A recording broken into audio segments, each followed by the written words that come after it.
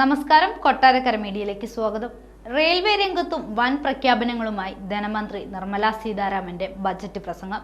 വന്ദേ ഭാരത് റോക്കുകളുടെ എണ്ണം വർദ്ധിപ്പിക്കുമെന്ന് ധനമന്ത്രി പറഞ്ഞു. 40,000 റെയിൽവേ ബോഗികൾ വന്ദേ ഭാരത് നിലവാരത്തിലേക്ക് മാറ്റും. പുതിയ റെയിൽവേ ഇടനാഴി സ്ഥാപിക്കും.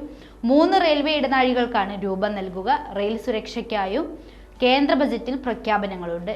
വിമാനത്താവള വികസനം തുടരുമെന്നും വ്യക്തമാക്കിയ മന്ത്രി എയർപോർട്ടുകളുടെ എണ്ണം ഇരട്ടിയാക്കി 149 ഉയർത്തുമെന്നും പറഞ്ഞു. വിമാനത്താവള വികസനം തുടരുമെന്നും വ്യക്തമാക്കിയ മന്ത്രി എയർപോർട്ടുകളുടെ എണ്ണം ഇരട്ടിയാക്കി 149 ഉയർത്തുമെന്നും പറഞ്ഞു. ഇന്ത്യൻ വിമാന കമ്പനികൾ 1000 പുതിയ വിമാനങ്ങൾക്ക് ഓർഡർ നൽകിയിട്ടുണ്ടെന്നും ബജറ്റിൽ പറഞ്ഞു.